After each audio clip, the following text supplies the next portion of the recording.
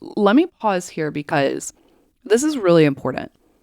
People that are not in the epilepsy community, or if you are, but you have an older child or yourself or whatever, you're not in the younger group, may not know this. There's no monitoring device besides a camera, which is very specific for certain types of seizures. There's no monitoring device for any child under 6 years old, which just let that sink in for a second. You have parents. We are so fortunate we couldn't just go out and just drop money on an outlet now, but we could then. And we're really fortunate. There are many, many, many families that can't do that. They're expensive. They're not cheap. And so to be able to do that in and of itself is a luxury. So imagine you have a young child that was just diagnosed with epilepsy and there's nothing.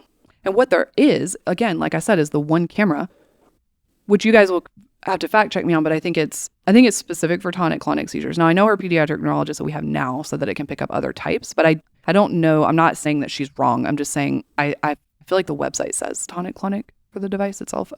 Y'all would have to fact check me. It's a SAMI cam, SAMI. I don't know the FDA approval age on that one, actually. I could be totally wrong. Maybe it's 6. I don't know. I have no idea. But there's a seizure dog too, yeah? Yeah, but those are not FDA approved, but like that would be the next. So yeah, but those are what, $30,000? Something like that. So there's a huge gap here. And goodness gracious, if this podcast is ever even remotely successful, like part of the mission I want to figure out, this is such a pipe dream. I don't know if it'll ever happen. Maybe 10 years from now, somebody will clip this.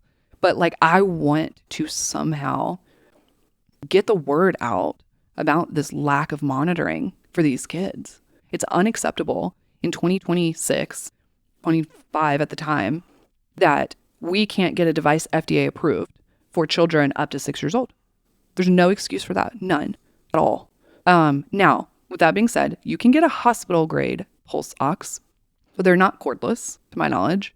Very expensive. Have to get approved by insurance. Have to get a doctor to even prescribe it in the first place. It's like the tape that they put around your finger, in the hospital that just constantly comes off. Imagine putting that on your child for them to sleep, like that would not work very well. So there's a massive problem here. And the only thing that I could do at the time was get the outlet sock, which we did. And we're blessed to be able to do. And then when we met her neurologist for the follow-up visit, he literally told us, you can tell him what he told us. What did he say about the devices? Like the only thing that he recommended. I don't remember. You said it already. What, seizure dog? Oh, yeah. Yeah. Mm-hmm. That was it. He said that was the only thing that he recommended for this age group. Yeah. He wasn't necessarily saying like the other things are bad. He was just saying it's the most reliable option. Yeah. And yes, as far as I know, they're about $30,000. You have to, it takes a long time to get one. They're not just like churning them out somewhere in an Amazon factory. There's specific requirements. I know that most breeders or most programs or whatever require like a minimum of one seizure a month. And then your home has to be set up to have a seizure dog. So even if we had $30,000 to get this dog, we already have 2 large dogs. So adding a third dog, we've had 3 dogs in the past. It makes a pack. You can disagree with pack mentality all you want. 3 dogs makes a pack. We can't do that again.